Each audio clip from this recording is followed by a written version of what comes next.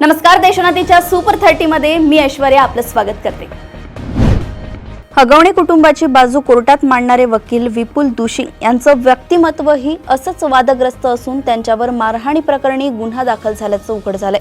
मिळालेल्या माहितीनुसार हगवणे कुटुंबाची बाजू मांडणाऱ्या विपुल दुशी या वकिलावर याआधी 2022 मध्ये गुन्हा दाखल झाला होता।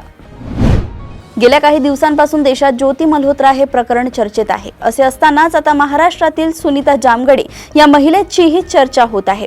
काल 28 मे रोजी रात्री सुनीताला नागपुरात आणण्यात आले। ती बेकायदेशीरपणे सीमारेषा ओलांडून पाकिस्तानात गेली होती, पण ही सर्व प्रक्रिया घडत असताना सुनीताने तिच्या मोबाईलचा सर्व डेटा डिलीट केल्याचं समोर आलंय। सुनीता जामगडेची आता राष्ट्रीय तपास संस्था आणि दहशतवाद विरोधी पथकाकडून चौकशी केली जाणार आहे। छगन भुजबळ यांच्या अचानक मंत्रिपदाने राजकीय वर्तुळात खळबळ उडाली आहे। शिवसेना ठाकरे गटाचे खासदार संजय राऊत यांनी दावा केलाय की अजित पवारांना विचारात न घेता भुजबळ यांना मंत्रिपद देण्यात आले। राऊतांच्या या दाव्याने महाराष्ट्राच्या राजकारणात अनेकांच्या भुवया उंचावल्या आहेत। सामाजिक न्याय मंत्री संजय शिरसाट यांच्या मुलाने छत्रपती संभाजीनगरातील हॉटेल विट्स लिलाव प्रक्रियेतून घेतले।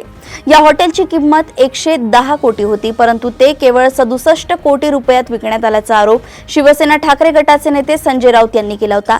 या व्यवहारातून त्यांनी मंत्री संजय शिरसाट यांना घेरले होते। त्याला गुरुवारी संजय शिरसाट यांनी उत्तर दिले, लिलाव प्रक्रिया पूर्णपणे कायदेशीर आहे। ज्यांची रात्रीची दारू उतरत नाही ते असे बोलतात, असं संजय राऊत यांचे नाव न घेता शिरसाट म्हणाले आहेत। अतिवृष्टीमुळे अहिल्यानगर तालुक्यातील 3 मंडळांच्या 45 गावांमध्ये शेती पिके, फळपिके, बंधारे, रस्ते, घरे व पुलांचे नुकसान झाले। अनेक ठिकाणी पशुधनाचीही हानी झाली आहे।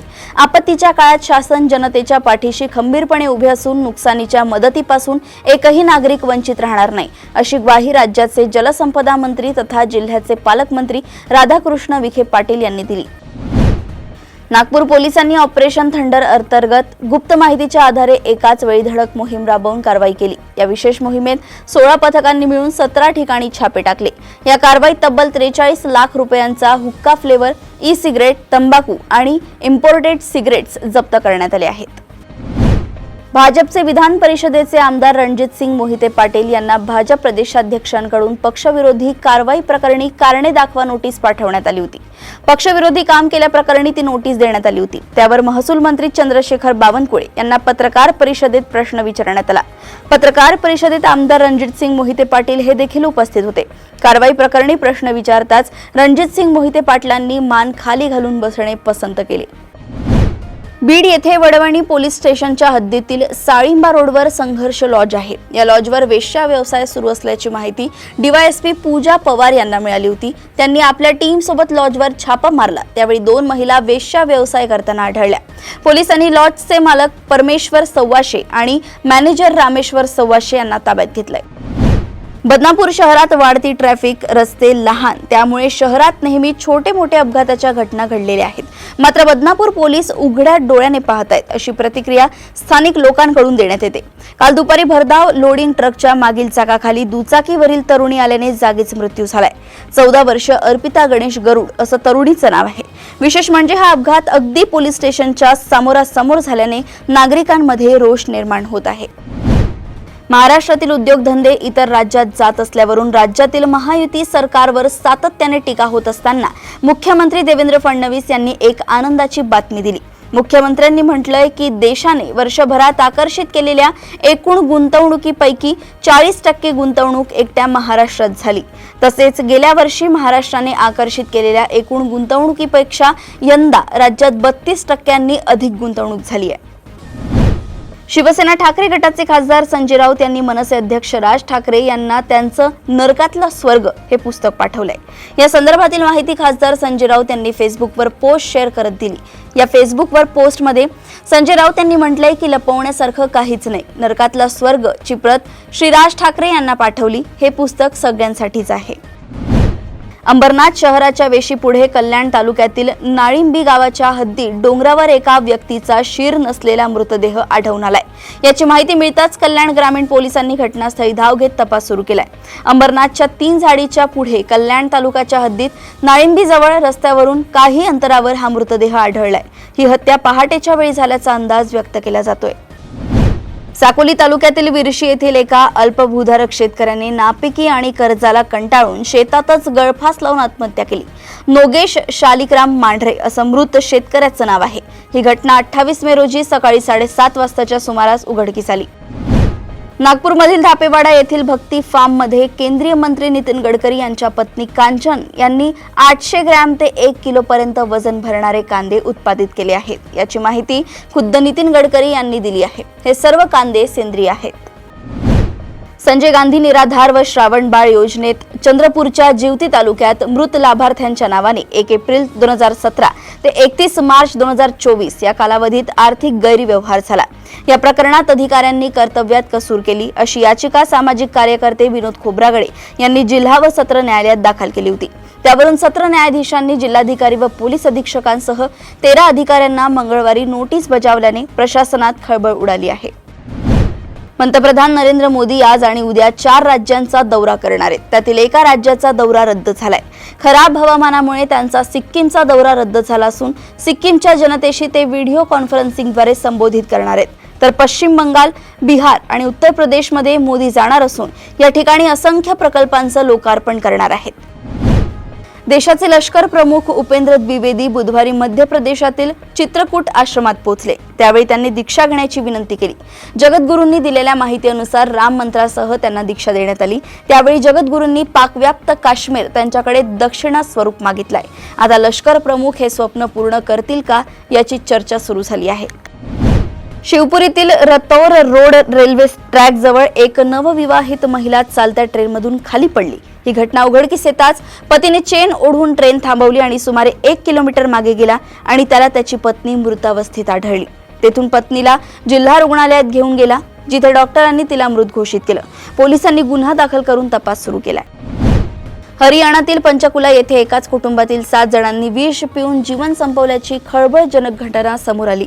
त्या घटनेनंतर आता दुसऱ्याच दिवशी केरळातही अशीच घटना समोर आली आहे.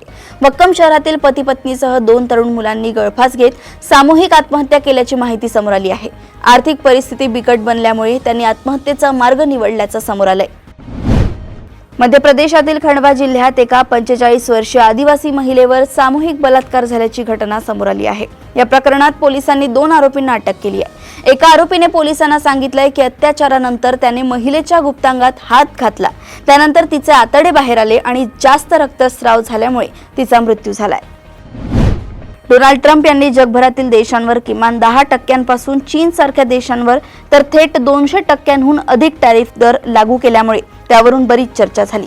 यातून अमेरिका व चीनमधले संबंधही ताणले गेले. मात्र अमेरिकेतील कोर्टाने ट्रम्प यांच्या या निर्णयाची अंमलबजावणी तातडीने स्थगित केल्यामुळे ट्रम्प यांना हा मोठा धक्का मानला जातोय. या बदलत्या परिस्थितीचा भारताला नेमका काय फायदा होणार याची चर्चा आता सुरू झाली आहे. लष्कर ए तैयबाचा कमांडर सैफुल्ला कसुरी याने पुन्हा एकदा भारत विरोधात गरळ ओकली आहे. त्याने पाकिस्तानात नुकतीच भारत विरोधी रॅलीचे आयोजन केले होते. तो म्हणाला, मला पहलगाम हल्ल्यासाठी जबाबदार धरण्यात आलंय. आता माझे नाव जगभर झाले आहे. आता मी जगात प्रसिद्ध झालो आहे. तर दहशतवादी मुदासिर अहमद हा ऑपरेशन सिंदूरमध्ये मारला गेला होता. त्याच्या नावाने रुग्णालय सुरू करणार असल्याचंही कसुरी म्हणालाय. अब्जाधीश उद्योजक एलॉन मस्क यांनी व्हाईट हाऊस आणि सरकार दक्षता विभागात त्यांना सोपवलेल्या पदावरून पायउतार होण्याची घोषणा केली आहे. डोनाल्ड ट्रम्प यांचे सल्लागार आणि विशेष सरकारी कर्मचारी म्हणून मस्क कार्यरत होते. ट्रम्प प्रशासनासोबतचा आपला कार्यकाळ पूर्ण झाल्याचे मस्क यांनी सोशल मीडियावर सांगितले. सरकारी खर्च कमी करण्याची जबाबदारी ट्रम्प यांनी मस्क यांच्यावर सोपवली होती. अमेरिकेने व्हिसासाठी अर्ज करणाऱ्या नवीन विद्यार्थ्यांच्या मुलाखती तात्पुरत्या थांबवण्याची घोषणा केल्याने हजारो भारतीय विद्यार्थ्यांचे भविष्य संकटात सापडले आहे. अमेरिकेचे परराष्ट्र सचिव मार्को रुबिनो यांनी राष्ट्रीय सुरक्षेच्या कारणास्तव हे पाऊल उचलले असून सर्व व्हिसा अर्जदारांची सोशल मीडियावरील माहिती अधिक काटेकोरपणे तपासली जाणार असल्याचं जाहीर केलंय. राष्ट्रीय अध्यापक शिक्षक परिषदेने BSc, BA, BEd एकात्मिक अभ्यासक्रम पुन्हा सुरू करण्याचा निर्णय घेतलाय. या अभ्यासक्रमासाठी 20 जून रोजी CET परीक्षा होणार आहे. 2 ते 15 जून या दरम्यान नोंदणी सुरू आहे. NCTE ने ITEP अभ्यासक्रम स्थगित केलाय. शैक्षणिक वर्ष 2026 ते 27 मध्ये ITEP अभ्यासक्रम सुरू होण्याची शक्यता आहे. मुंबई विद्यापीठाशी संलग्न असलेल्या महाविद्यालयांमध्ये पदवी अभ्यासक्रमांच्या प्रवेशाची पहिली यादी जाहीर झाल्यानंतर या यादीत विज्ञान शाखेसाठी अत्यंत कमी टक्क्यांमध्येही प्रवेश उपलब्ध असल्याचं समोर येतंय। 12वी नंतर अभियांत्रिकी किंवा वैद्यकीय क्षेत्राकडे जाण्यासाठी वाढलेला विद्यार्थ्यांचा कल, विज्ञान शाखेतील विविध व्यावसायिक अभ्यासक्रमांची निवड यामुळे विद्यार्थी मूलभूत विज्ञानाच्या शिक्षणाकडे पाठ फिरवत असल्याचं चित्र या यादीतून दिसतंय। सोनीनं आपला नवीन Sony FX2 cinema line camera सादर केलाय, जो सिनेमा ग्रेड वैशिष्ट्ये आणि प्रगत फोटोग्राफी क्षमतांचा संगम आहे। FX3 आणि FX30 च्या मधील या कॅमेराला कॉम्पॅक्ट बॉडीत प्रोफेशनल व्हिडिओ वैशिष्ट्यांसह स्टील्थसाठी अनुकूल असं डिझाइन केलंय, जे कंटेंट क्रिएटर्ससाठी खास आहे। देशातील इंडसइंड बँक पुन्हा एकदा चर्चेत आली आहे। या बँकेवर बाजार नियंत्रक सेबीने धडक कारवाई केली। माजी CEO सुमंत कटपालिया यांच्यासह 5 कार्यकारी अधिकाऱ्यांविरोधात इन्साइडर ट्रेडिंग प्रकरणात ही कारवाई करण्यात आली आहे। सेबीने या बँकेत मोठी आर्थिक अनियमितता झाल्याचा ठपका ठेवलाय, त्यामुळे त्यांची खाती सील करण्यात आली। शेअर बाजारात त्यांना बंदी घालण्यात आली, तर 5 व्यक्तींची बँक खाती जप्त करण्यात आली आहेत। शिवसेनेचे संस्थापक आणि करिश्माई नेते बाळासाहेब ठाकरे यांचा नातू ऐश्वर्य ठाकरे आता राजकीय नव्हे तर कलात्मक वाटेवर आपला ठसा उमटवण्यासाठी सज्ज झालाय। प्रसिद्ध दिग्दर्शक अनुराग कश्यप यांच्या आगामी चित्रपटातून तो बॉलिवूडमध्ये पदार्पण करणार असल्याची माहिती समोर आली असून त्याला त्याच्या कुटुंबियांचाही पाठिंबा आहे। 2015 मध्ये संजय लीला भन्साळी यांच्या बाजीराव मस्तानी या चित्रपटात सहाय्यक दिग्दर्शक म्हणून ऐश्वर्यानं सुरुवात केली।